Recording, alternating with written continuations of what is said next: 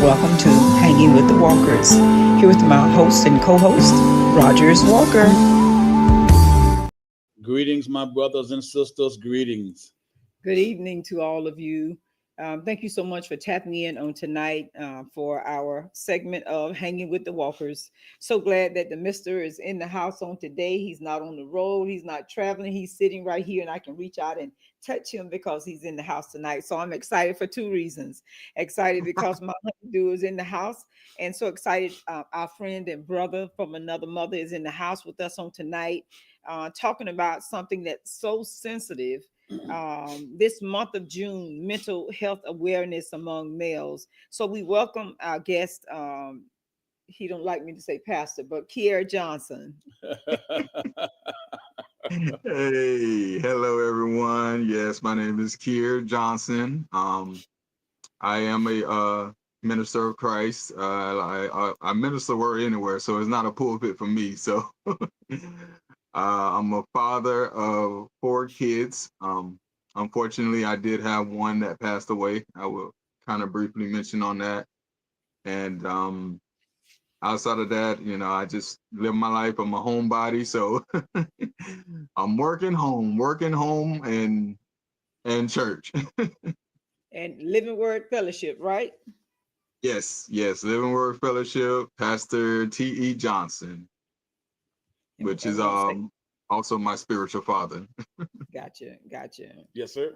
Now, this is something I never asked you before, but where are you originally from? Bradenton, Florida. Born and raised.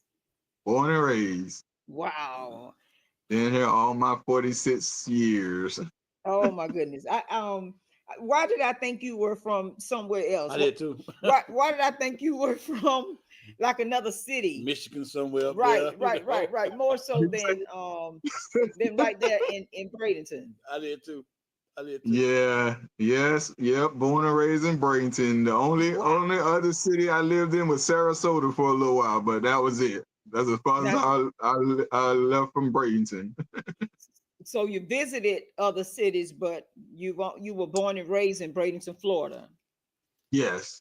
Okay, and you Yes. have how many brothers and sisters? I have one brother and 4 sisters. And 4 sisters. And out of those, you're younger, middle. Okay, so from my dad and my mom, I'm the youngest. And then my dad and his now current wife, he did have 2 daughters. So they're younger than me now. So on my dad's side, I don't know which, I think I'm the 3rd oldest out of his daughters, but in my mom, I'm the youngest. Okay, gotcha. Because sometimes that makes that makes the difference in our I hate to say it like that. That make a difference in our decisions, our emotions. A lot of times the middle child always feels like the um child that's Yes. picked on. The baby Mm-hmm. always is spoiled. The oldest one always lead A and kind of like, bossy. yeah. See, so he can say it because he the guest tonight. So I'm saying, well, I'm just going by experience. My sister, right. about 2 older, because my mom had adopted one, so that's how I ended up with the second sister. But those my 2 older sister, they was very much bossy to me. My brother, he was in his own world. He was the middle, technically like the middle child, but he had his own world. So I don't think much of anything affect him. But me being the youngest, they thought I was spoiled, but I really wasn't. I just was that child that never really got into nothing. And the only time I got into trouble is when I'm following my brother and my sister and the stuff they were doing. So Wow. yes, that's why I got in trouble. So just tell it like it is. Yeah. Wow. Well, the So good thing tonight is we are talking about men's mental health awareness month. Even though it is something that we discuss, share, deal with um, in every walk of life. But the world has said that June would be designated toward focusing on the men, getting the men to focus on themselves, what they're dealing with in life, how they come to be where they are, whether good or bad, good, bad, or ugly. Yeah. They designated as Men's Mental Health Month. And I was sharing that with my husband, and I said, that would be a great topic to talk about a father's love, the importance of a father's love. Some have had it, some have experienced it, some want it, some desire it, some need it. But a father's love. And then when you begin to talk about a father's love or think about a father's love, some are fortunate to have their real father or stepfather or bonus dad, and then your spiritual father in their lives.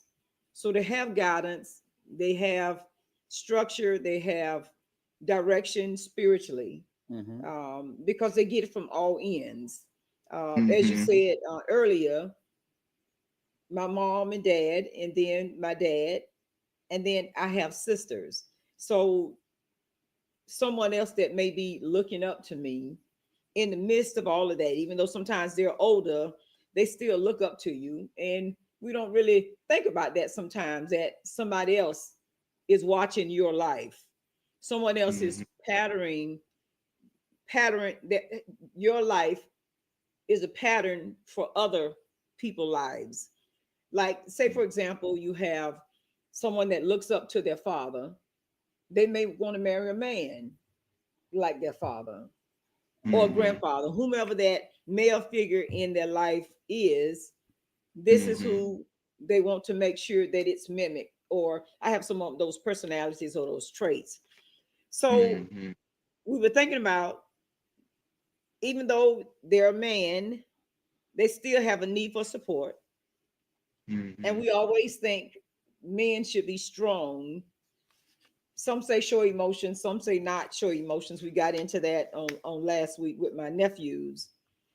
And we know that depression is real, anxiety is real, stress is real, and can be brought on by our situations that change, sometimes rapidly, sometimes over time. Sometimes we experience it. And as my husband said, we don't always call it that. We know that that's not of God. Those emotions exist. We have counselors to prove that. But if we are leaning independent on God, and we've had this conversation before, you're still going to you experience it, whether it's anxiety, depression, whether it's stress, low feeling, low spirit, however you want to call it. Sometimes even borderline personalities disorder. That is an actual disease or diagnosis, BPD, borderline personality disorder. Schizophrenia, where you're hearing other voices, hallucinations, delusions, sometimes even being disorganized because we're stressed, because we have anxiety, because we're having bouts of depression that have not been diagnosed, but it is there. And also, Pastor, as just closing off from others. I mean, shutting down. You know what I mean? Isolating yourself. Because either we don't want to deal with it, or we don't want to talk about it, or we don't want somebody else to talk about it. And then there's the stigma that goes along with who you are as a man. You have social expectations. If he's a strong man, you don't expect him to cry. You don't expect him to wimp out. You don't expect him to not be able to handle life's changes. But that comes from growing up. Where they say a man is supposed to cry. A man's supposed to do certain things. And so this is why the awareness is so heavy upon men now. This is why things are being missed because of our background of we're supposed to be masculine. You know what I mean? Big grown men don't cry. You know what I mean? You're a being, but I won't break all this type of stigma that is flowing around, and it's flowing around so heavy until we're missing the fact that they are out there killing themselves or hurting others or et cetera, because they're thinking if someone know that I'm crying or I'm breaking down, how would they look at me then? Yes. How would I feel? I'm weak. You know what I mean? I'm no longer a man no more. Let's go to calling me names. And so when that take place, we go to acting out.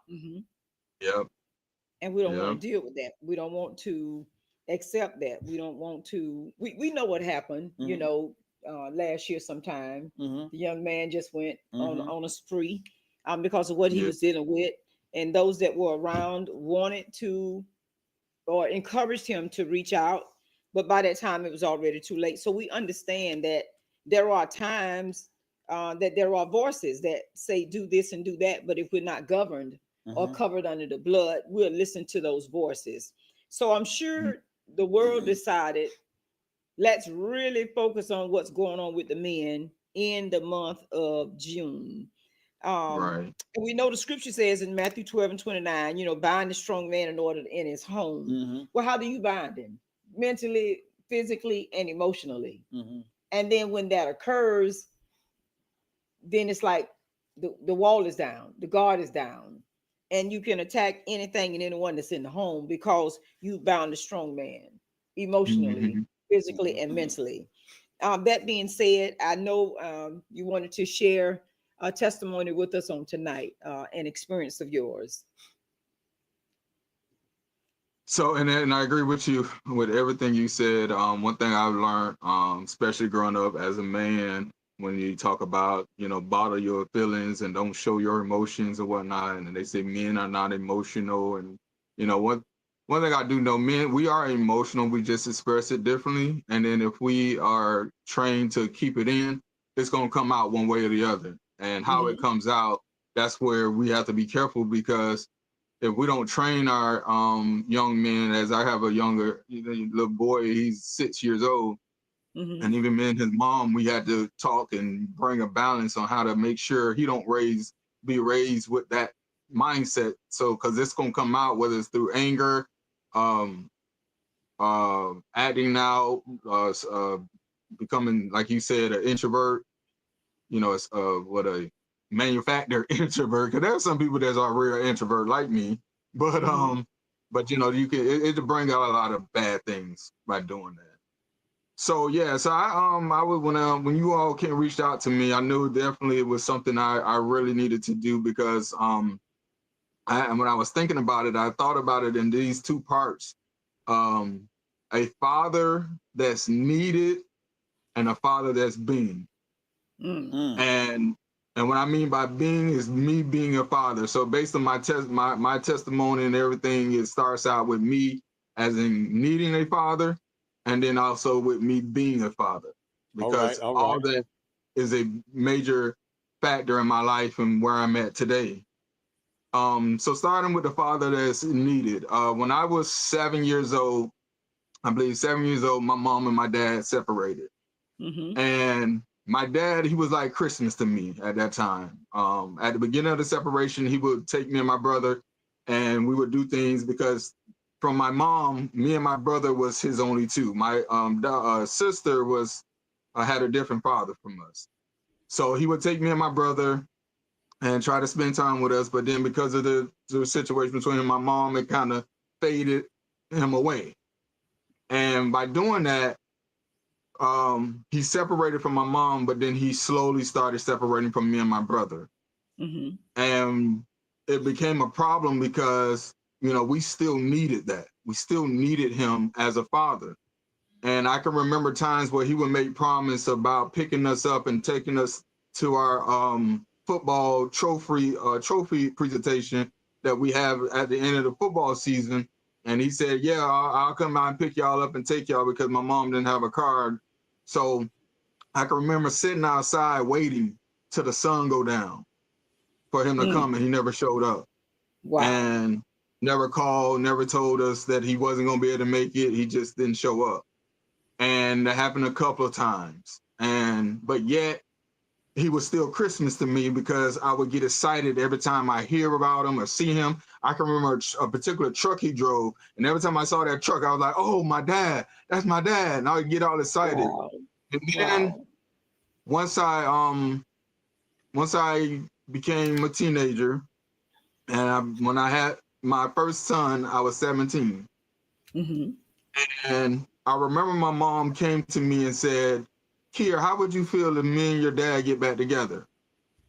And I said to her, I wouldn't care because I'm a father now and I got to be a father to my son. So to me, like, I didn't care. It was no never mind if he came back. Now, that was, I considered a emotional truth, but a logical lie. An emotional truth, but a logical lie. And the reason why I say that, because emotionally, because of how I felt about him not being in my life like I wanted him to, I really truly didn't care whether him and my mom got back together. But later on, as I was growing up and becoming a man myself, I realized and I learned that that was a logical lie because I still needed him. So logically in my mind, I still yearned for him. But emotionally, I disconnected from him. Wow. And I needed a father figure, and my uncles, they, you know, they did what they could, you know, and I had this one uncle, he just passed away this year, and he was like really my strong father figure that taught me how to be a man and how to be strong and how to take care of your household and how to, you know, do the things, you know, that I need to do as a husband and, you know, father and this and that. So I learned a lot from him. But I'll resort back to when I first got married. And I remember me and my wife at the time, we went to one of my uncle's house. For some reason, I forgot, oh, we had a flat tire and we was close by. And we went there so I can change the tire. And I'm changing the tire. And my uncle walked out to see how things was going. And he looked and he said, boy, what's wrong with you? Are you crazy? God definitely with you. I'm like, what? What you talking about? What I did was I took all the bolts off the tire without jacking it up. Oh my God. And he was like, man, you know that could have killed you? I'm like, well, I didn't know. And, you know, and I'm with you, I can laugh now, but when I thought about it, it hurt. Right. It hurted me. And the reason why it hurted me because here is, I have a dad who knows how to work on a car from the hood to the trunk. He know how to build motorcycles, literally build the engine of a motorcycle and build stuff, but never took the time out to teach your son how to change a tire. Wow. And I had to learn the hard way, which could have cost my life. Right. All because my dad did not take the time out to show me how to change a tire. So it's like, these are things I'm picking up, I'm taking notes, you know, for I got a son that's coming up. And so as I'm growing up and I'm getting more involved in church, involved in ministry, you know, there was still some other stuff I need to learn, you know, about how to carry myself and how to be and this and that. And I was making bad decisions. I was making bad choices that would spiritually tear me apart. And it took then my spiritual father, who is Pastor Kier Johnson, once me and him came together, and I tell the testimony every time.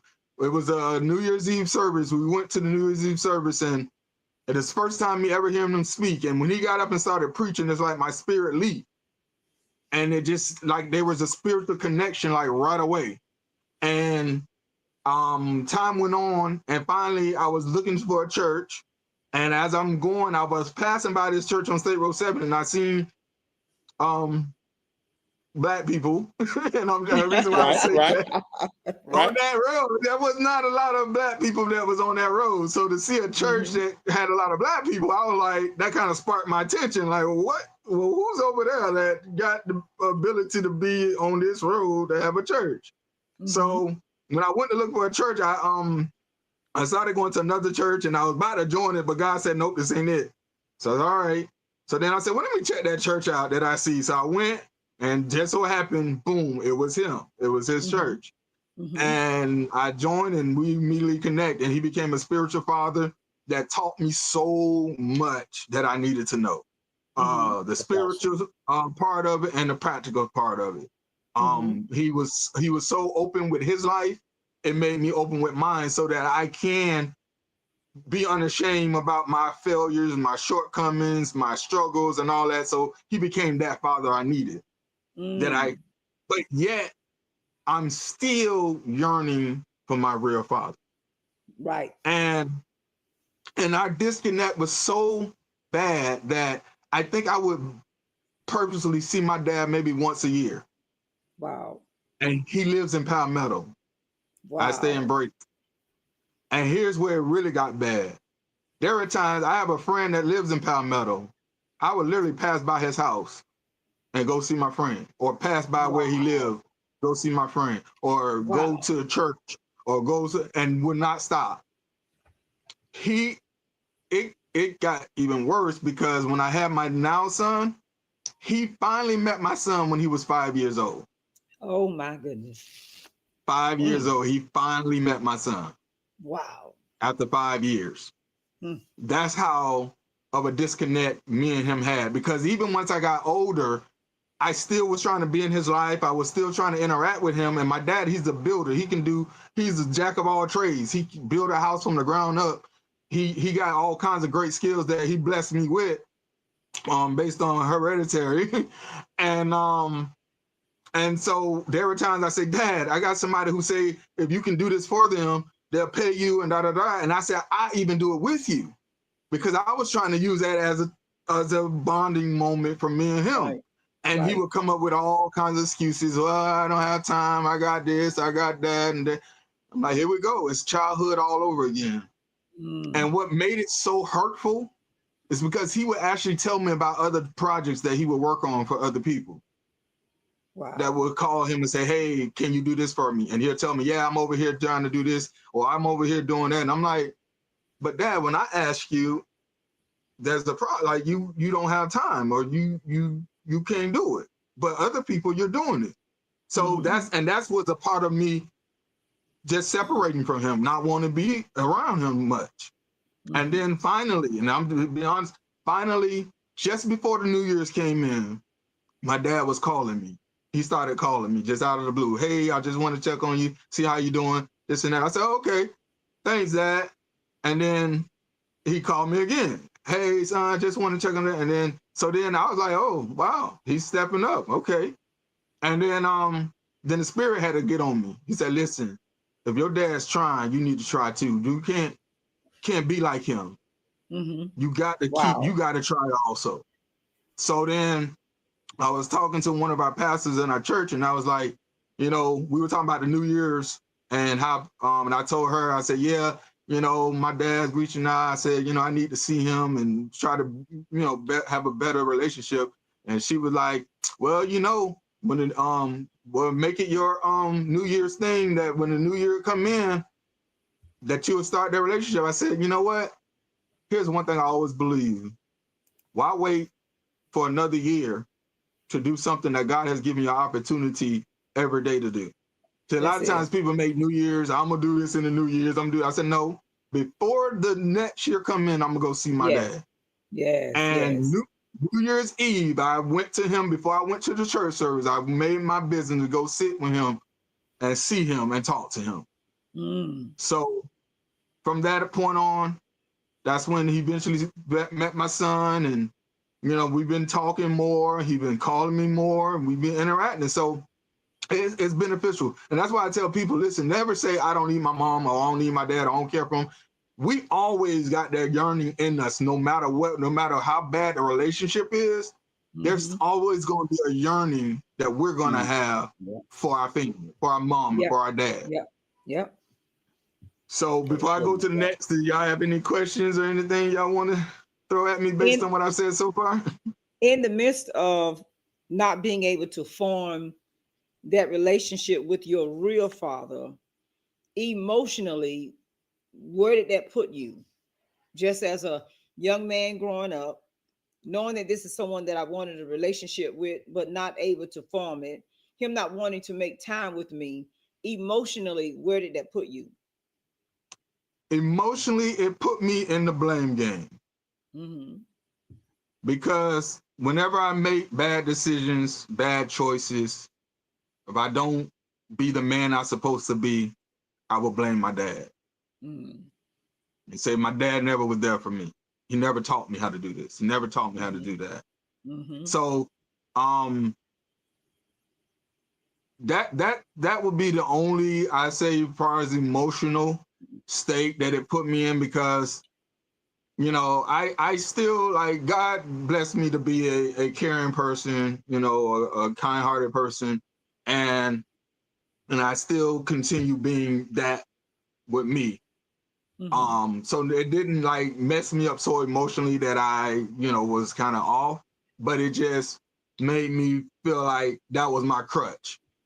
My dad wasn't ever in my life. My dad wasn't there for me like I needed him. Now he would be there. He would kind of jump in and out and just, sprinkle his time with me, but never gave me the time I needed. So emotionally, it just made me blame him for everything that I did wrong or messed up on. Did it cause you to reach out to other young men or become a mentor to other young men because you didn't have one and you wanted to be someone of support for the young men coming behind you?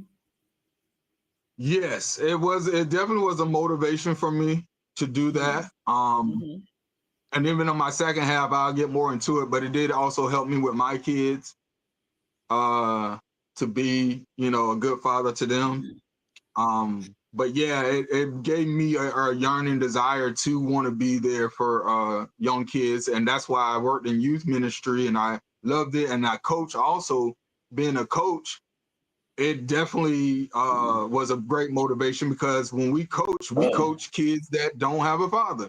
That's it. They don't have that man figure that they need. They only, the time they get testosterone in their ear is when they come to practice. That's it. Because they're raised by mom.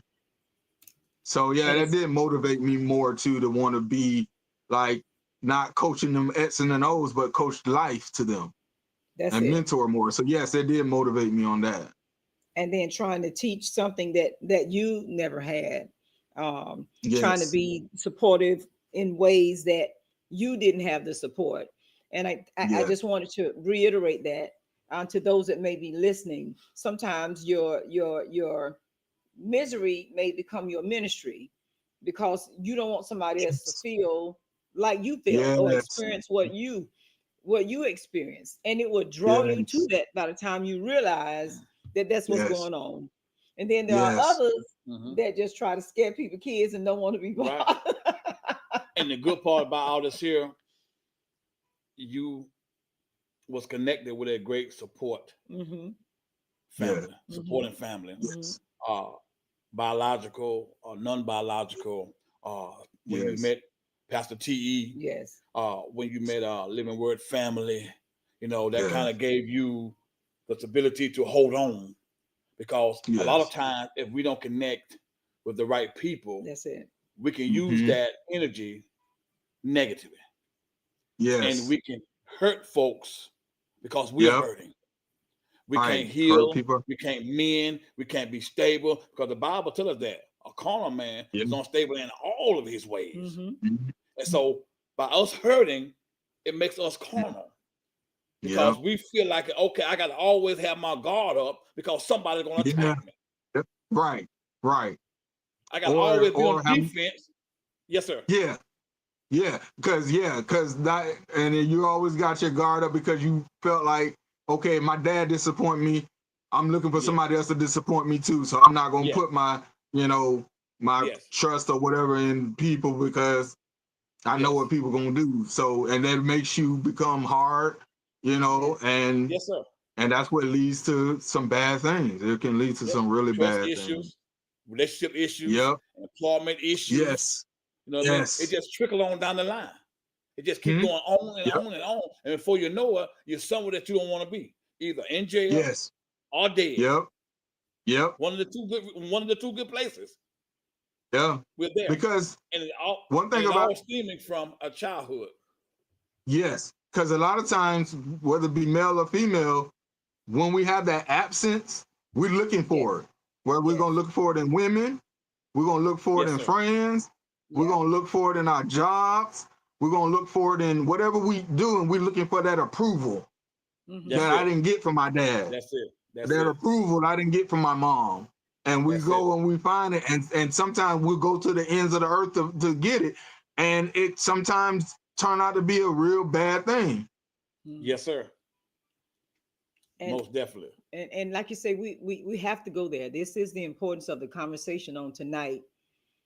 the lack of a father's love and where it can lead you to. Mm-hmm. In my career path, I've ran into men or young men that yearn for a father's love and become confused Mm-hmm. and seek it in men, and the Mm-hmm. desire turns into something that's not of God.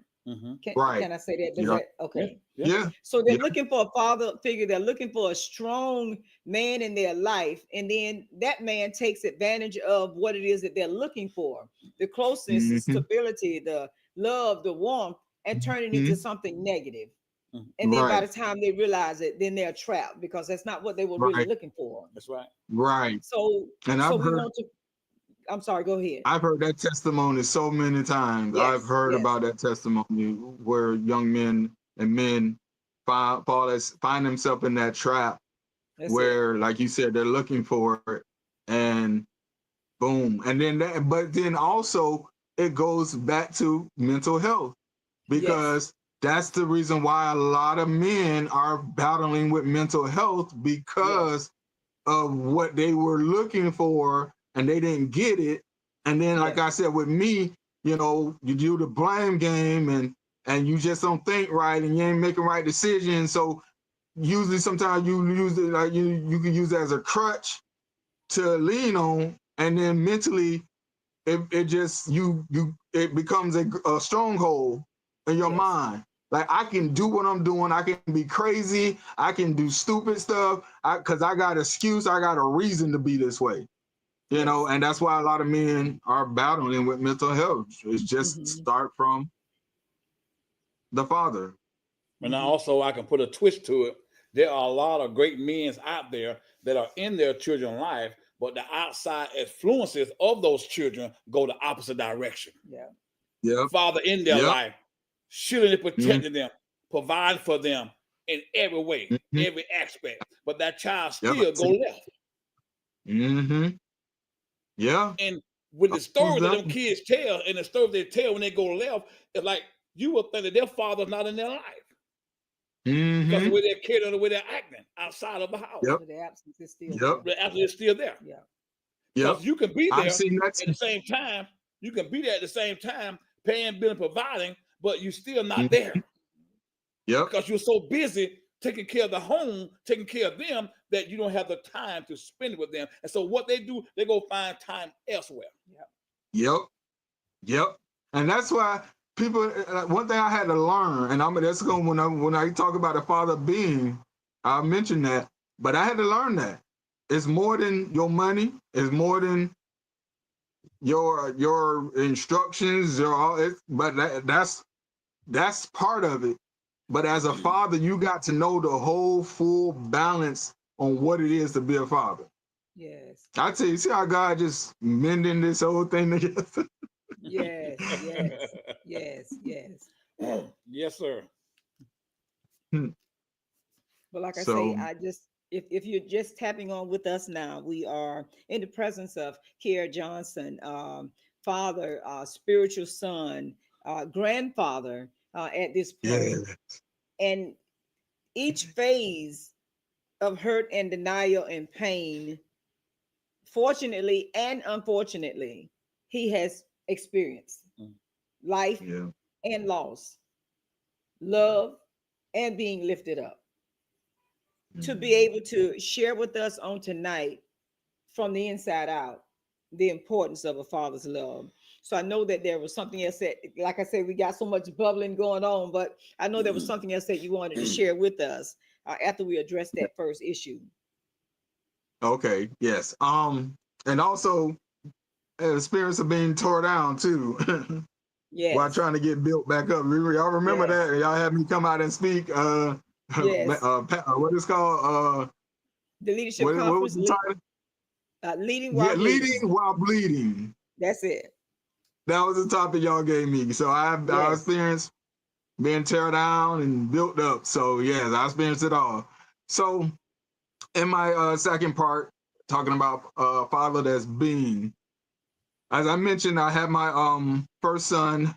I was in high school, 17 years old, when I had my first son. And with that, I allow the negative things I got from the experience of my real father, and I wanted to turn that around for me being a father. And a lot of times men do that, you know, because it's like sometimes you got to thank your dad, you know, for what he did, because it would have helped you to do what you need to do better. That's it. So when I got my first son, he his mom, unfortunately, she was diagnosed with cancer when they found out she was pregnant, and I think a year after he was born, she passed away. And after she passed away, I was told it was her dying wishes to have her oldest sister to raise him, who was living in Delaware or lives in Delaware. And at first I wanted to get him after I graduated from high school, but we had a conversation. I said, okay, fine. As long as we work together, you know, I can see him, visit him, he can come visit me, we can talk on the phone, I'm fine with it. And she was like, yes, we'll do that. So long story short, something happened that broke the communication between me and him through her. And for 7 years, I believe, 6 or 7 years, I was cut off from my son, where I had no contact with him whatsoever.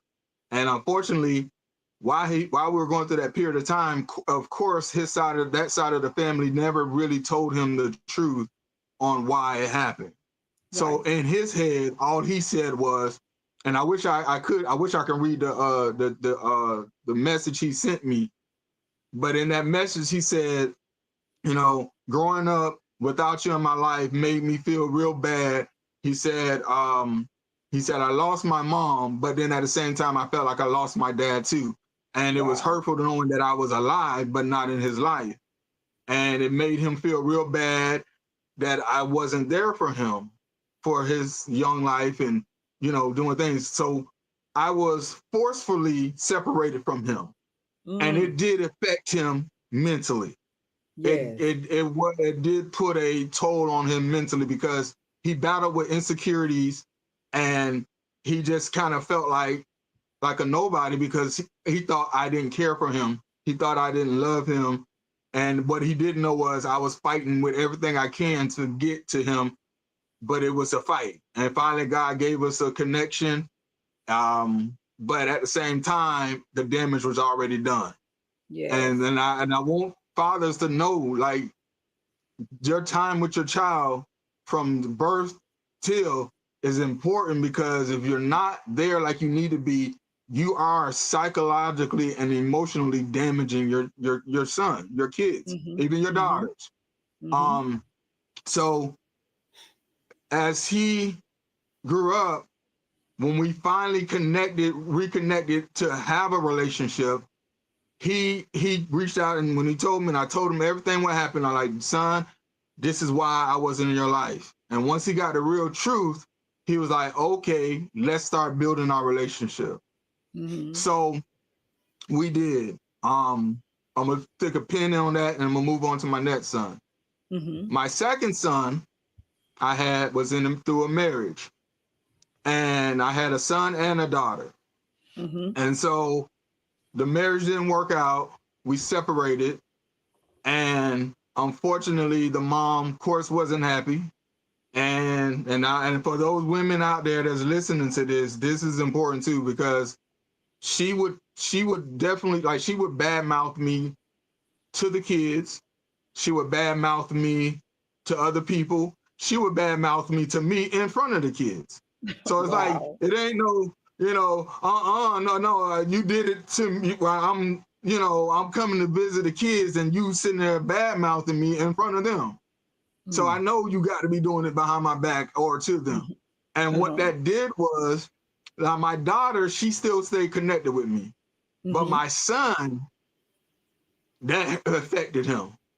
It really affected him, to the point where he also drew away from me. And I can remember when he started playing football in high school, I had just lost my job. I had no vehicle. I really didn't have a phone. I had nothing. Like, I was staying with an aunt.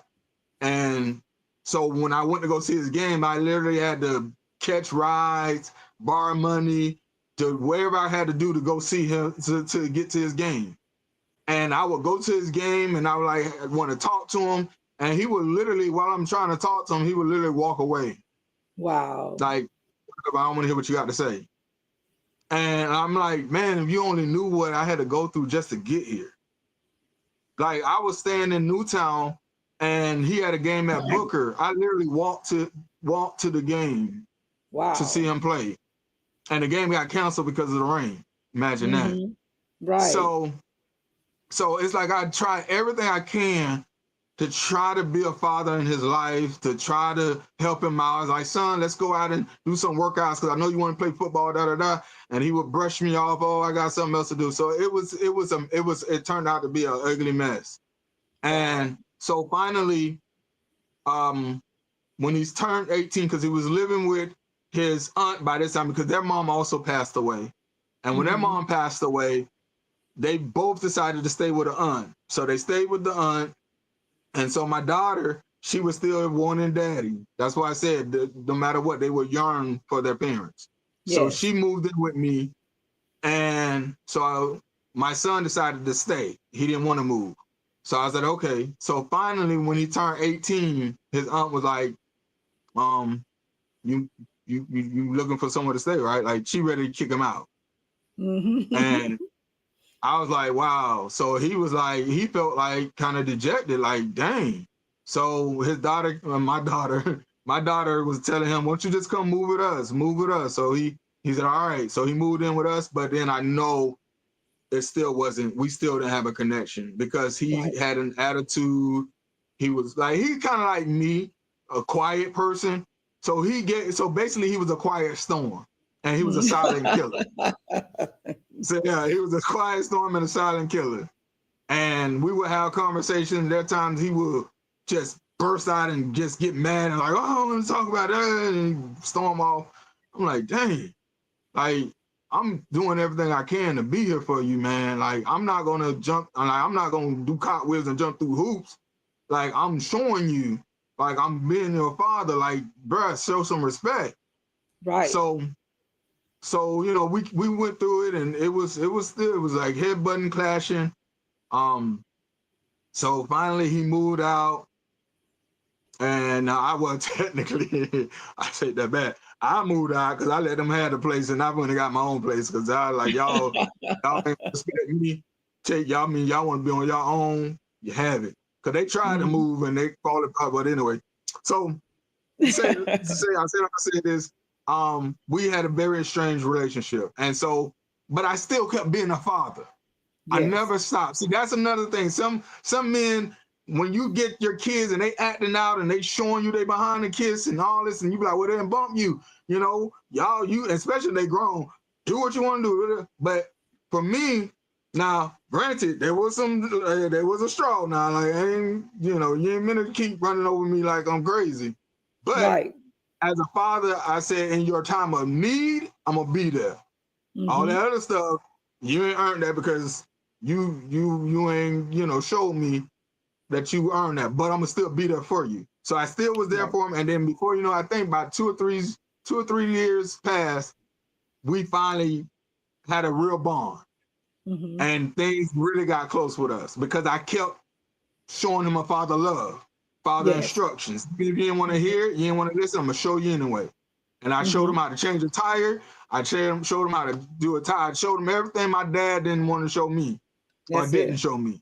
And so then I remember he put a post out. He said, he said something in the nature of my dad is something, and anybody come at him wrong, they got to see me. So at that point, I knew he was ready to fight for his dad. So you knew you were in. Yeah, I was in. Yeah, I was in. Yeah.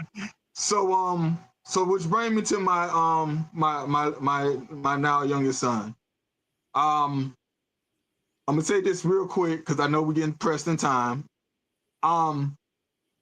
When me and my son mom was living together before my son came along, her cousin had a child, and it was a he, and the mom, she was a little off. I'm just be honest with you, because her son was 3 weeks old when she felt comfortable enough to allow him to stay with me and my son's mom to stay overnight. Wow. Like, he was so young, and you allowed, and you don't even know us. Right. She never met us. She don't know us. She just know we his cousin, or my son's mom was his cousin. That's all she knew. And she's like, oh, that's fine. I'm like, but anyway. So when we have him, I would hold him, and I would, like, when I hold him, I would do that, make like music bebop with him, just do that with him, and he loved it. He loved it. So all of a sudden, months went by, and we separated, and I haven't seen him in so long. And then finally, and this is so important, men, y'all need to hear this. When months went by, I saw him again, and I was like, "Hey, what's up, man?" And he looked at me like, "Who are you?"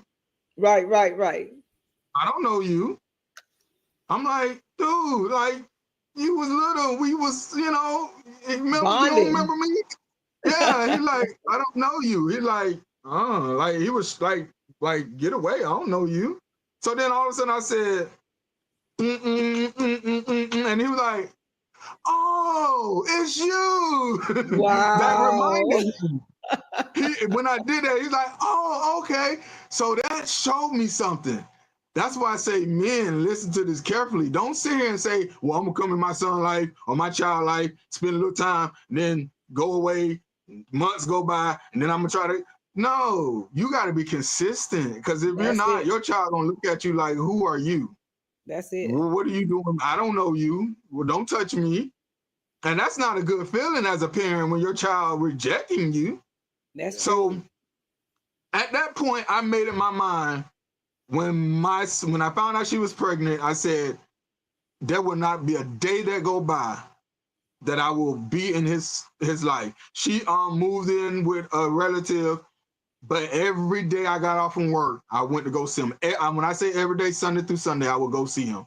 And there were times I'd be at work, I'm like, man, I'm so tired, I'm sleepy, I need to go home, I want to go to sleep. Oh, I'm gonna just call her and let her know that I'm just too tired of coming in. God must have said, let me ask you a question. What she do when she's tired, when she's sleepy? She wants to go to sleep. She still got to deal with him. So who are you? You don't know. There's no excuses for you. Tired and whatever, you going to see him. I don't care how you feel. Go see him. So I went, and as he got older, seeing him was a workout. I promise you, I would go see him, and when he go, because he wants to do all kinds of stuff. He want to crawl on the floor. He wants to play tag. He want to play chase. I'm literally breaking out in sweat, running behind this little boy. That's why I tell anybody, listen, you close to 40, you better think twice about having kids, because you ain't got the energy and stamina to keep up with them. Oh boy, that's gonna be, man. So I would do it, and every day I would do it every day. And all of a sudden, when he was in school, he just graduated from kindergarten, and on October, the week of Halloween, they made it a spirit week, and they said on a certain day, they said the kids can come to school dressed up as what they want to be when they grow up. And so, he loves Spider-Man. But his favorite character was Green Goblin. He loved Green Goblin like nobody did. And so then when his mom said, all right, you got to go to school to dress up who you gonna be. So who you gonna be? Who you want to be when you grow up? Where you want to go? He said, I want to be my dad. Oh wow! How awesome I want to be my that? dad when I grow up. And How I was did your like, head swell up? Listen, I was like, hey, I can't come to work today. My head won't get past the door for it.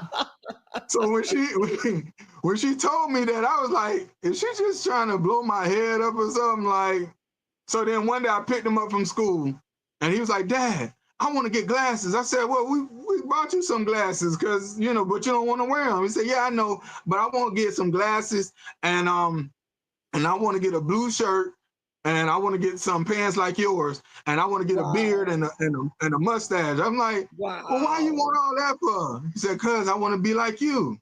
Wow. I was like, now that's when my head really got big because this I coming from know his he mouth. is your twin.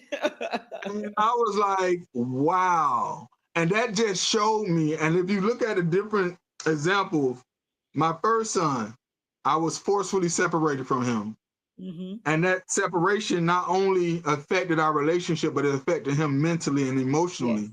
Yes. And when I talked to his wife, she said, yeah, he battled with that a lot. And that was part of his depression that he was dealing with. And Wow. so when he and his wife had a discussion that made him feel like, because of the discussion, in the discussion, she made a statement that, you know, if we don't get things right, because his aunt who raised him was having conflict with her.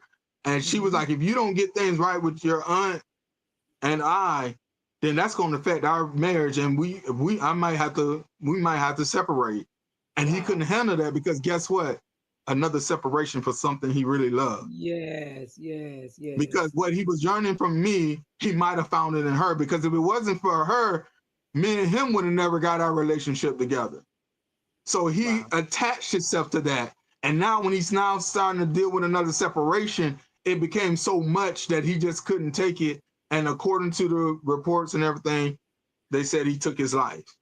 Wow. So unfortunately, even though I didn't intentionally do it, but I had part in that because I couldn't be there like I needed to. Yes. And I'm saying this because I want to drive a nail to men that are fathers that you got. It's so important to be in your child's life. Yes. It means it can save their life. Yes. And then my second son, it took hell and high waters for me and him to get our relationship where it needs to be. But then when I put that time and that work in on my third son, it rewarded me to know that he want to be like me because of how I was to him as a father. That's it. That's and it. So I say that's why I felt like this was very important for men to know the importances that we have as men and fathers in our kids' life. It means the world. It means the difference. My daughter, she said, yes, I would love to find a husband or a man like you because of how you are and how you provide and how you take care of these, do different things like that. So we make a big difference, and it's important that we be active, and that's why I said it's more than finances, way more than finances. It's more than just throwing something at them. It's about that time, because I felt like that was a mistake I made with my middle son because I paid my child support, but then even though I did try to be in his life, I wasn't there like I should have or could have. I could have been more. So that's, I feel like it's a very valuable lesson that I learned as a father.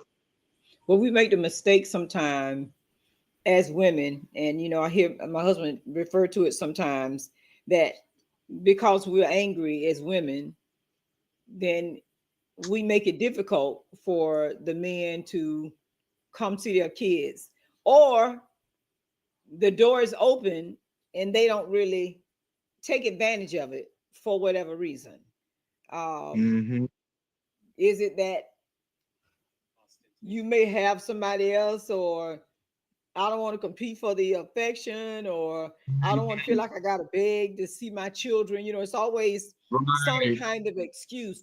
But as you said, we still forget that there is a child that is attached to that relationship. It wasn't the child's fault that we separated, but and when they get grown, they'll tell you, I didn't ask to be here. Yeah, my daughter I tell me didn't that a ask lot. for you and my mom or my dad, to have me. I didn't ask. Yeah, they'll throw that in your face. Well, we know you didn't ask to be here, and we didn't ask you to be here, but you're here. Look to God for that. Yeah. See, let's say, dear God, I'm here, But separations can be hard emotionally on the man, the woman, and the children. And sometimes they become a ploy or a ticket or avenue or revenue because of the love that father has for his child. And can we stop it and correct it? Can we try to help it? I understand that emotionally it definitely affects the men when they reach out and can't fulfilled, as you said, that need or that desire to spend time with them. And then you make Mm-hmm. that effort, and then they do what your son did. You're right. They are argumentative, resistant. Mm-hmm. They Yep. feel distant. Why you want to be in my life now? You weren't in my life then. Why you want to come Mm-hmm. see me now? You didn't want to come see me then. And Mm-hmm. in one of my books I wrote, I Do Fit, we have to teach our kids rejection and the word no at a young age. Yes. Because when they Yes. suffer Yes. rejection at a young age, it Mm-hmm. causes problems emotionally. Not Yes. that you rejected them, there were situations that you could not fix.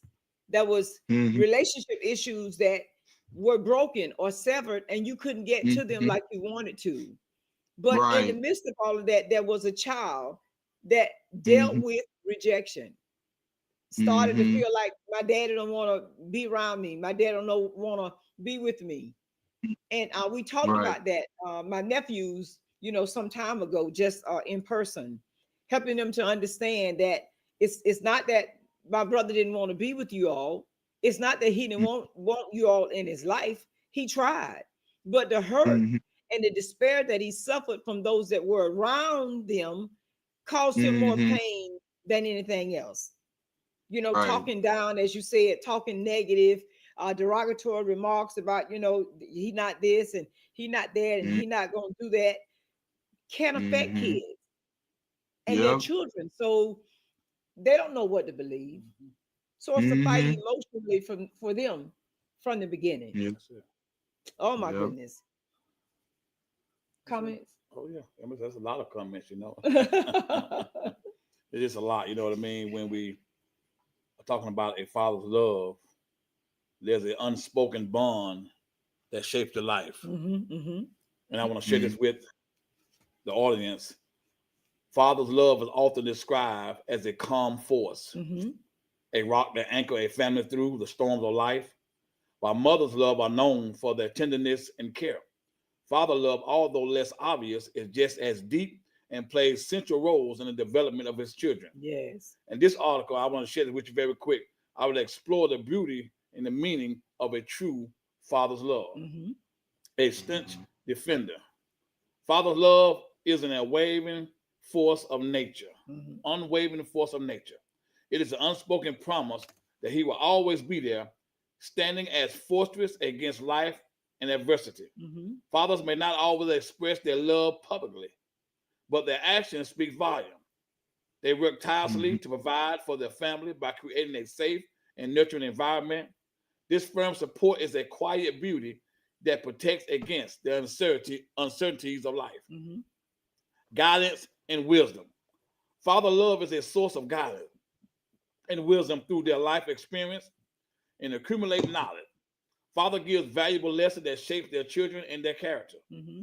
This beauty is only, this beauty is not only in their advice, but also the example they set. The father's action, work ethic, and value become a roadmap for his children. Mm-hmm. It Mm-hmm. is suitable but powerful form of love that guides children to become responsible and compassionate individuals. Mm-hmm. The power source of a father's love. Father love is a source of strength, especially in time of difficulty.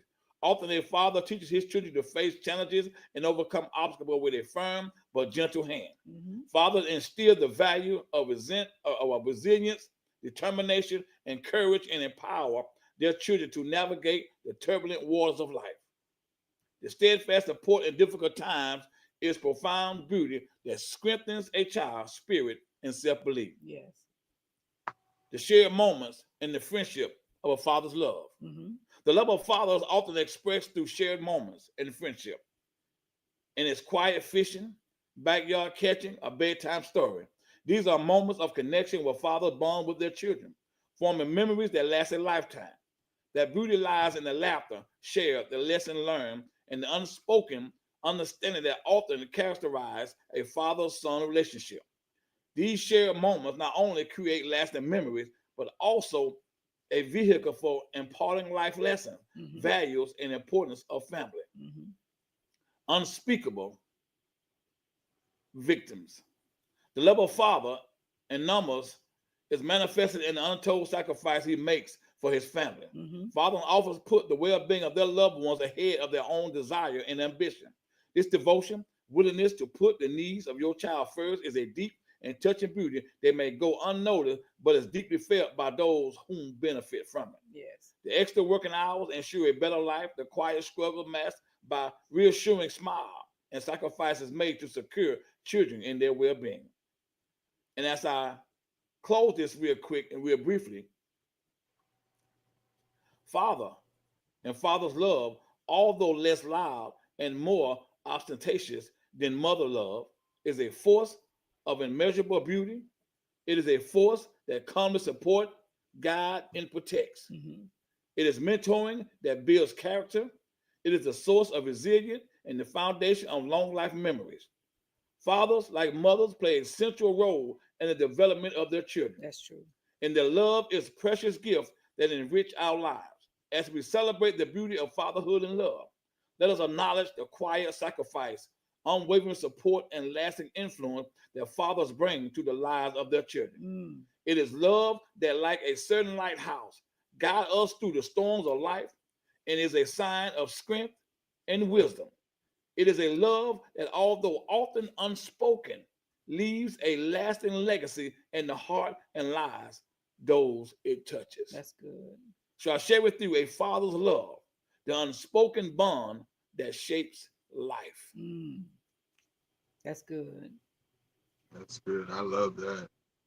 The unspoken bond that shapes lives. Mm-hmm.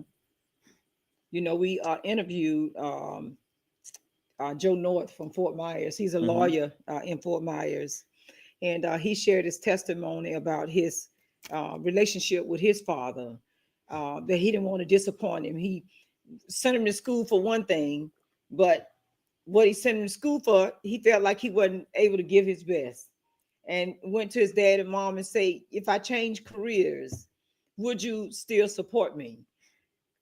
And then when they said yes, and the extent that they went through to support him, you know, even putting up their house to support this career that he wanted. And he said that was his driving force. I can't let him down. I can't quit. Right. I can't go back. I got to stick with it because they made a promise and they put their money where their mouth was. So I can't let them, I can't let them down.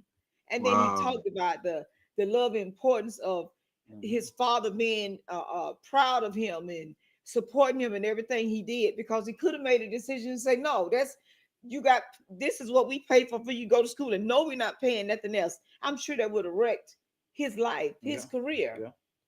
But his father's love for him was enough to make him make a sacrifice that most of us are not even able to afford to make. That's it. Because of a father's love. So it's if we understood the importance of the father figure in the child's life. All the time you see me posting, it's so important to encourage the men in your life. Thank them for staying. It could be Uncle Pookie, Uncle Buck in your life that said or did something that encouraged you, that built you up, that kept you going, that made you sustain and still be a lady and not compromise who you were. Thank them for what they said and what they did in your life. All the men are not miserable. All of them are not hateful. All of them are not hurtful. Some of them are actually trying to help you. And some of them are actually tired. Right.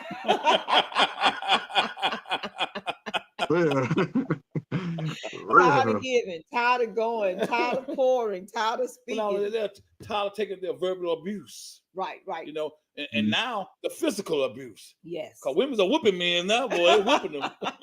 You know, I mean, this thing don't got rough out here. Yes. The struggle is real. Yes, it is. Yes, you know, and so they bring us to this mental health for men, if I may move forward. And even though we don't understand that June is the month of men's mental health, but I believe that every month. Yes. It's a mental health. Yes. And understanding the awareness and the education of it as a reminder that mental health is important for everyone, regardless of gender, and that it is okay to ask for help. Yes. Yep. And we talked about breaking down the stigma earlier, but what type of stigma are we talking about? Breaking down the stigma that prevent them from seeking help due to social or due to expectation or due to this or due to that. We got to break that stigma down that it's okay. It's going to be all right to ask for help, to look for support. Right. Just because you're a man, that doesn't mean that you're going to always be up all the time. Right. It's this thing called life, and it will knock you down. Yep. Your health going to leave you. Your stamina going to leave you. You know, your metabolism is going to break down on you. So much things can take place because we are over exerting ourselves to the point to where we're exhausted. Yeah. We're exhausted. Can I tell y'all something funny? Yes, sir. Tell you something real funny. Okay, one day I went to go spend time with my youngest son, and we playing. And I said, all right, Daddy's tired. And he was like, oh, you tired? He said, yeah. He said, you want to rest? I said, yeah, I'm going to rest. So then he was, to my knowledge, he was eating a cookie like the whole day. His mom gave him a cookie earlier that day, and he had it all day. And so he got his cookie, and he took a bite of it, and he said, Dad, bite it. And I'll pretend like I'm biting it, and I wouldn't bite it. So he'll take it, he'll bite it. He said, all right, Dad, you bite it. And I was like, okay. He said, okay. Then he said, no, Daddy, bite it for real. I said, okay. So I bit it for real, and it was still, I'm like, okay. He said, all right, you got energy now, let's go. I said, man, it's gonna take more than a bite of your cookie to give me the energy I need. He thought a bite of his cookie was gonna give me enough energy to keep going. His mind said that cookie work wonders. Yeah, and I think he was 4 years old at that time. I'm like, man, these kids so smart, it's ridiculous. Yes, sir. Yes, sir. Well, I'm sorry. I just thought encouraging. But yeah, you're so right. It takes a. Yes, it does. Yeah, it does. It does.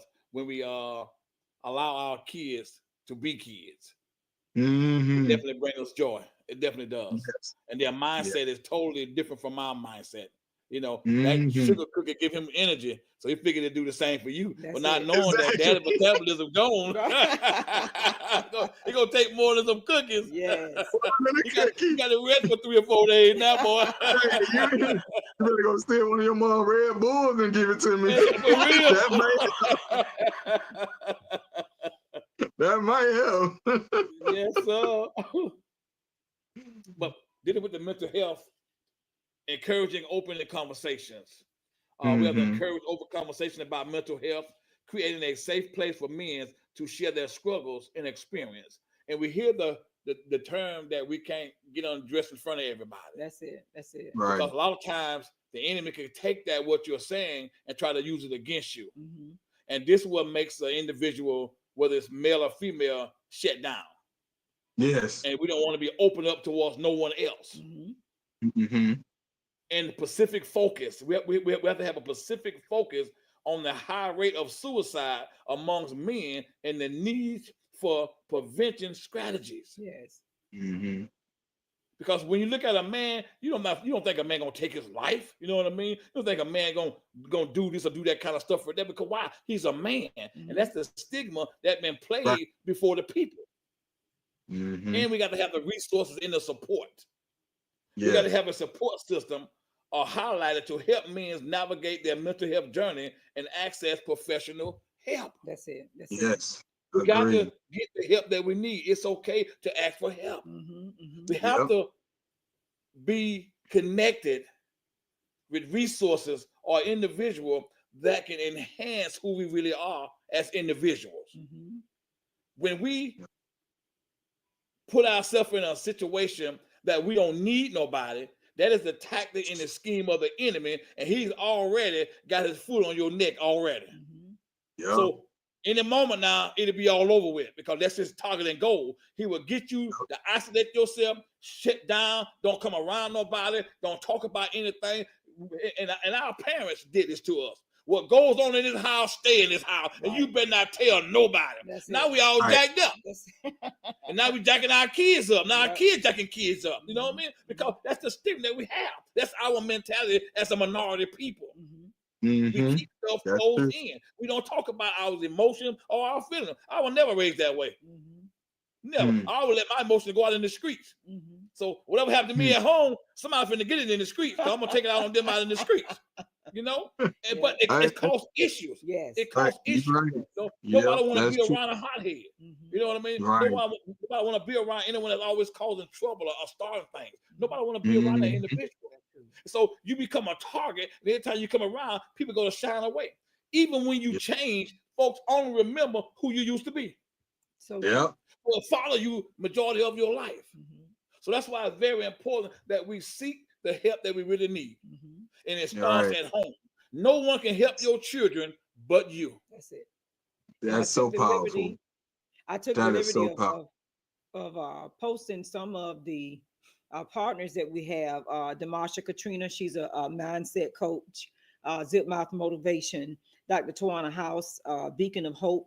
And Dr. Alexander Zenon, Sanctuary Behavior of Health and Wellness in the Sarasota area. And these are partners that are affiliated with Hanging with the Walkers that you can reach out. You know, if you need help, need someone to talk to, need someone to motivate the mind, change the mindset, they are available. And you can name drop. You can say, hey, you know, they told me that you were affiliated with Hanging with the Walkers, and you know, I just need to talk to someone. So we want to make sure that we know that there are avenues, there are revenues, there are people that you can talk to that are down to earth. That doesn't seem like counselors. They seem like you just run-of-the-mill people that you can have a conversation with. And that is so important to have someone that you feel comfortable with, that you can share and open up with. Because majority of the time, people just want to express themselves. They don't want you to talk back to them. Just listen to me. Just listen. Let me get it off my chest. And they are good listeners. Yes. They are good listeners. There are times I'll be just like, I just want you to listen. If I need advice, I ask you for it. But right now, I just want you to listen. Because man, sometimes people try to advise you on what you like. If you don't leave me alone, I shouldn't have told you nothing. And if they're a good friend, they're gonna really tell you some intense stuff that you know you shouldn't try, that you know you shouldn't do. Here go one right here. He'll tell you, turn off the garbage can, keep the garbage can, let them know you mean business. That's how I release my stress. That's how I release my stress. That's how I release my stress. You know? Keep the garbage can. Baby, they bother with you on the job. Keep the garbage can. Slam the door. Let them know you mean business. Stick your chest out. I'm like, oh my God, you're gonna get me fired. When they call me in the office, first thing I do is kick the garbage can. Bam! They look at me. Well, you just come back. You just come back later. Okay. That worked for me. I ain't saying that worked for y'all now. And it delays the conversation. Yeah. I ain't saying that worked for y'all. Stick your chest out when you go in there. Put some bass in your voice when you talk to them and let them know you. I'm like, I cannot.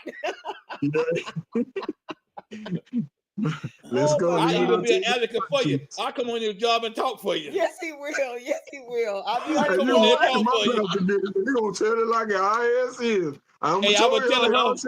Me. I would tell her like Martin went on Gina's job. Right, on Martin. I think Martin got Gina fired. She did. She got fired. Yes, she did. Oh my goodness. Yeah, then I'm like, hey, Walkers, can I stay with y'all? Because I done lost my job. He done got me fired. Right. Do you got extra room? Stay. Do not try this at work. Right. It do not work. Oh my God. And then while we're there, the importance of a spiritual father in your life. Can you share a little bit about that while we still have a little time? Yes. Definitely this having a spiritual father, and I realize a spiritual father should be a holistic father. Yes. Because when I said holistic, because he feeds you spiritually and he can also feed you naturally. And I don't mean by food, I mean by life advice. Spiritual father should be open with his own life, because when you have that makes you can be open with all your struggles and what you deal with. A spiritual father will also help pray with you, help encourage you, and to have your back, because a lot of times, reason why a lot of people don't open up about their sin in churches, because they're afraid of what being talked about. They're afraid of being exposed and put on blast, and so when we sin, we do it secretly and we hide it from people. God sees it. We hide it from people. But by doing that, if you don't have a spiritual father who can help counsel you through your sins and your shortcomings and your mistakes, you'll be open, like you'll be an open scab to do whatever, and you'll continue. But to have that spiritual father that's holistic and willing to open himself, like my spiritual father did, it helped me a lot with my growth and my spiritual growth and my natural growth, to learn the word, to want to continue in the word. Because I'm gonna be honest with you, in all my personal struggles that I dealt with, suicide came across my mind more time than it came across a lot. Plenty of times I was ended. My youngest son, I can say he's one of my saving grace, because I said I wanted to end it, but I said I don't think it's fair for him to grow up without a father. That's it. So, but in those moments, you would also need a man to express yourself to, like, hey, Pastor, this is how I'm feeling. It's what I'm dealing with. He can pray you through. He can encourage you through, and then at the same time, he can give you the practical sense of it. And then to the point where financially, he was there for me to, say, Kier, I got you. You need help, I got you. So having that spiritual father, to me, is a holistic, should be holistic. Because if you got a spiritual father that just feeds you spiritually, and never give you a natural experience, it's like you start looking at him like God. And guess what? How many times, like, it's just like when Adam hid from God when he sinned. Then when I'm sinning, I'm gonna hide from my spiritual father, because all I know is he's so spiritual, and I don't know anything about his situation. So if I tell him, he might look down on me, or he might. So that's why it's so good as a spiritual father, having a well-rounded one. It's very helpful. That to me, the time that he had in my life was bigger than what I've had growing up. So a spiritual father is definitely very important in your life. That's awesome. Explain very briefly the first time that you was opened up unto your spiritual father and the embrace that he gave you. What did that do for you? He didn't say one word, but he just embraced you. How was that? How was that moment? It was a relief. It was a relief, because unfortunately I didn't have to open up to him. Something was open up to him already. And when he came to me, he didn't drop the hammer on me. He just showed me love, and that encouraged me to start learning how to do the right thing and making the right decisions. So it was like everything for me. That's all right. That's it right there. That's it right there. Because a lot of times folks don't understand just a handshake, a hug, or a simple hello change the direction of people's lives. Yes. Just by speaking, it's very. Yes, sir. No, I was gonna say the number one thing that gave me strength through my spiritual father is when he said, in spite of the mistakes I made or the wrongdoing, because everything ain't a mistake, I did. He said, I still believe in you. Wow. That right there powerful. was that power pellet that I took and was ready to eat whatever ghost that came my way. That's awesome. That's it. But thing of it is, that is so powerful. But why do we give up on someone because of a mistake that they made? Because the reason why I believe is because we're looking at the natural side of the individual, not the spirituality side. Right. And the reason that takes place is because we spend so much time in the natural, not enough time in the spiritual. And so whichever one we feed the most, that's the judgment that we use against one another. A lot of times we are judging and not loving. And we can get those two misconstrued. Because a lot of times we think that we're loving by chastising someone, but we're really judging. Yeah. But can you imagine if Christ was to just beat us for everything we do instead of just loving us and embracing us? Instead of just putting people in our lives to comfort us? Can you imagine how would that be? Right. So It would we be have to a, look it at it would from be that aspect right there. And that was just powerful mm-hmm. what you just said, man of God. And that was put in my spirit, man, to ask you those questions because someone out here need to hear that. Yes. All your Yes. child or all your son or daughter need and just need an embrace. Mhm. And tell them, you know Mm-hmm. what? I believe in you. I trust you. I need you. You Mhm. are valuable. You are somebody. You're gonna make it. You won't be a statistic. You won't die here in these streets. You won't die behind the ball. That's all they need, the motivation to do the right thing. Yes. And we're Yep. not doing that enough. We're doing it by Right. materialistic things, but we're not doing it Right. by the love of God, the agape love. We're not doing Right. it unconditional. Mhm. So it's time for us to Mm-hmm. put away the material things, and it's time for us to open Mm-hmm. up our arms and start embracing one another. Yes. It's Right. okay, men, to cry. Let it out. And you will feel a whole Mm-hmm. lot better. It'll bring your blood pressure down. It'll bring your Yep. stress level down. It'll bring your aches and pains down. It'll cause you to look at life from a different perspective. Mhm. Let it go. Yes. Let Yes. it go. Yeah. I usually when cry it all. Boy, I like the PJs. I suck my tears right up. I ain't finna cry at all. But now I I think shed me my tears too. and I feel a whole Me lot better. too. I feel a Yes. whole I lot better. agree. Mm-hmm. It's time to embrace Yep. yourself, who you are Yes. as a man of God. It's time to embrace Mm-hmm. it and to let our Yep. children know that we are there for them. If you have not talked Right. with your son or daughter in a long time, hey, call them, Mhm. reach out to them, Yes. do Please. what you can do. Please. Like the man of God say, don't quit. Continue to check in on them in spite of, and watch God Mm-hmm. change things. Mm. Yes. That is so That's true. good. So true. That's good. Some awesome So true. information. If you have tapped on late to this interview, please like, share, tag someone in this interview tonight as we further our discussion on men's mental health awareness in this month of June. And even after this month is over, there's someone in your life that you can encourage. There's someone that's battling with some things, separation from children. Sometimes you need to hear it wasn't all your fault. Mhm. And I Mm-hmm. know that once your son heard 7 years of separation, it wasn't all my fault. It wasn't something that I did. And That's regardless yeah. to what or how, and you all reconnected together, what he needed to hear, God allowed him to hear. Mm-hmm. Conversation that he Yep. had with God, we'll never know.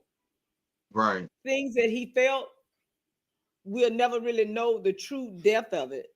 But you, as you Mm-hmm. say all the time, I can go on from that point and begin to help others. Am I totally healed yet? No, I'm not totally healed yet. But every day, every year, it gets a little easier because I'm Mm-hmm. going around sharing the story to other people to empower Right. them, to encourage them, because you never know when it may be Yep. your last time. And that being said, how is your daughter-in-law doing after all these years? His wife. Um, I lost contact with her. So it has been a long time. I haven't heard Mm, from her, so I mm. can't really answer that question. Wow. Um, and to be honest with you, as the investigation was unfolding, there was a lot of information came out, this and that. That I just felt the need to kind of just like, Separate. take a step back because Yes. I didn't want all it was a lie. So I felt Understandable. better to just kind of like back away and just, I mean, I keep her in prayer, um, maybe one day I may hear from her again or we may connect again. But, sometimes I also learn that when things get to a point where it's not really, conducive to deal with, that you may need to step back and just let God deal with the situation. And then when he finds the right time to reunite, that way we're both, emotionally, mentally. And we never had a fallout. We never had a fallout. I don't feel like we stopped talking on bad terms, but I just felt like I needed, for my mind's sake to kind of,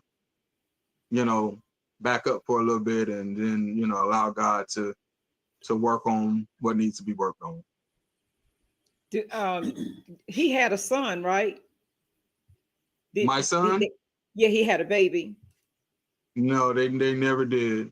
Okay, they never did have kids. They were Okay. trying. They were trying Okay, got at you. the time. Yeah. Okay.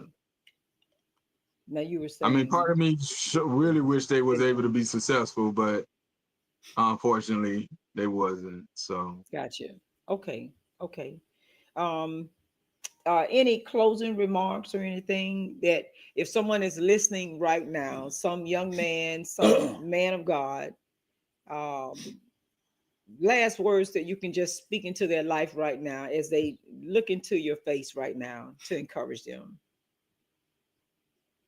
my thing is this, because it hurts my heart when I do see fathers not being in their kids' life like they should. It hurts me because for me, I have a whole different perspective. After losing my son, it just, God showed me you never know. You never know. And when we don't take advantage of our kids' life to be there for them, and then all of a sudden you get a call, and I got my call at 2, I think it was 2:55 in the morning. No, I'm sorry. It was 2:51, something in that nature, in the morning, to say, to hear his wife crying, screaming, he shot himself. He shot himself. Jesus. You don't want to receive a news that something happened to your child that you never had a chance to really make right with, or never had a chance to be in their life like you should and want to. You just never know. You never know what can happen, especially in this day and time. Yes. Stuff is happening every day. And Yes. if you don't build that, you could be your lifeline of your kids, whether they gonna make it in this world or whether they're not gonna make it. And your love and your being who you're supposed to be could save your kid's life, whether it's your instructions or your love of just being in their life can save their lives. So I encourage you, don't give up on your kids. Don't let time and space come between them. It makes a big difference. It really does. And that's why I gave the whole perspective of me needing a father, me being a father. All of it makes a difference. Yes, it does. That's it. Fathers, don't give up on your children. Yep. And while you're at there, go ahead and get some shout outs, man. Go ahead and shout out to some people out there that you know out there on the social media land. I'm such a hermit. I don't have a lot of people, but let me see. I give a shout out, of course, number one, my spiritual father, Pastor Kier Johnson. Enjoy your vacation. I want to give a shout out to one of the deacons in our church, Deacon Renette. He's like a brother to me. I always say he's an inspiration as a husband, as he is to his wife, Miss Quana Renette, who's a sister to me. I like to give them a shout out, and give a shout out to Minister Mac, who stepped up in our ministry. He's a minister now. Awesome. Deacon Mac a minister now. All right. Congratulations. Yes, sir. All right, Deacon Mac. Minister Mac now. So I just want to give a shout out to all the men that been an inspiration to me. I would love to give a shout out to my Uncle Renee. If anybody that knows him, my Uncle Renee Houston, he has passed away. So shout out to you, Uncle, for being that spiritual father in my life. Shout out to my dad, Mac Johnson. I'm gonna give you a shout out because I see that you are trying. You are reaching out to me, and it means a lot. It really helps me, and I pray that God continue to build our bond, and so we can spend more time with each other. So shout out to my dad, Mac Johnson. That's awesome. I'm gonna give a shout out to that special sauce Minister Mike to make him and his lovely wife. What else some cooking folks right there, boy. Hallelujah. There you go. Y'all check them out. They working on something. They trying to get something together. Yes, I don't know if it's a restaurant or some type of cooking deal that they said they working on. So keep your ears open on them.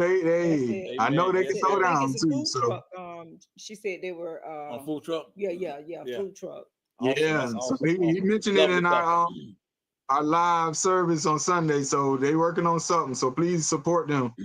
Support them, please. It's worth it. Yes, it is. It's worth it. Yes, I did tag. I definitely want to get a shout out to you two. Y'all have been you the man. so blessing to me. I don't know. Y'all make me feel so famous. If I ever felt like I was nobody, I just need to hang out with y'all and be like, yeah, I'm famous. So yeah, y'all. Please, and all jokes aside, you really encourage me, build me up, and I have to give y'all some props too, because you know you make me feel like somebody, and I thank God for being in y'all life, for y'all being in my life, and that's why I say whenever I can, I will, you know, and then when I come, I want to make sure I come correct. I don't want to come half stepping for y'all. That's so. I Listen, really appreciate you all. I appreciate you. You couldn't get rid of us if you tried. That's it. I'm gonna share this here with you. I'm gonna share this with you here. This is where the podcast is live at right here. Oh wait, what's that? Canada, wow, Italy, Canada, France, Spain, Brazil, Australia, Brazil, and in the Italy. United States.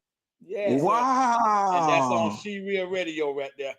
This is where Hanging with the Walker podcast go at right there. Yeah. So that's where you will be at. And every Sunday morning at 8 a.m., she plays this same live we're doing now. She plays different one. So you have to listen in at 8 a.m. on She Real Radio. Okay. You will hear Hanging with the Walkers live. That's it. Make sure y'all text me that information, because I'm she's out in Atlanta, 50. Georgia. One of the hottest in the South. Come on now. Yes. So text me the information. I'm almost 50. I might forget what the channel and all that is. Believe it or not, I'm almost 50. So listen, welcome to the family. Welcome to the family. All right. Shout out to CEO Tiffany Real. She is the CEO of She Real Radio. Shout out to her for seeing the vision, talking to her, checking out our podcast, and she said, hey, I want y'all to be a part of the She Real Radio family. So we appreciate her. Shout out to our sponsors, Scylla Gibson International Cooking, also FPF Investment Group, Dr. John Frierson, and also to Credible Tax Pros and Good Credit RX, Kimberly Shannon, Chanel, Nikki Johnson, and the group. Thank them so much for sewing, putting their money where their mouth is. Not only just saying, I appreciate you all, but being a partner for Hanging with the Walkers. And if anyone is interested in being a supporter of Hanging with the Walkers, it's not that much. It's not that expensive, but it keeps us on the air, and it keeps us on places like Mixcloud and all of the other iHeart. We're also on iHeart Radio. We're also on Mixcloud. So we thank God for the connections that He has given us to be able to spread the gospel. That's it. Hey, y'all deserve it all. Y'all deserve it all. Y'all deserve it all. Keep us in your prayer for sure. I will. You're good. I'm good. Just meet us back tomorrow, 5:30 to 6 p.m. for our prayer birthing room with Apostle Lenny Royal. And at 6 p.m., our community Bible study with our teacher, Senior Pastor Rogers Walker, talking about real faith. He's on a series about real faith, and it's really, really opening up our mind about faith, and not only faith, but real faith. So we thank God for him dropping that nugget in his spirit to teach on real faith, because we got to have real faith in order to make it in today's world. Yes, Amen. And thank you so much once again for stopping by, hanging with the Walkers, hanging out with us, sharing some powerful nuggets to the men of God and even to the women of God. We appreciate you. You don't realize how much we appreciate you, how much respect we have for you, because we know that you are somebody in the body of Christ, and we realize that. Amen. You the man. And thank you for being our friend. That's it. Thank you for being a friend. I know, right? That's it. Amen. I know we cutting into your sleep time, so thank you so much. Just a little bit. Just a little bit. Listen, I gotta tell you this, my twin brother, when we interviewed him the other night, he go to bed at 8 o'clock. So we were really into his sleep time. Wow. Okay. All right. But he stayed up with us and hung out. So, oh my God, thank you. Have an awesome night. Have a wonderful week. You know to call us if you need us. And we know to call you if we need you. And an early Happy Father's Day to you too, my brother. Yes. Thank you. Happy Father's Day to you and all the men that's watching. Happy Father's Day. Thank you. Amen. We appreciate you, sir. Have an awesome night. Love you. All right. Love you too.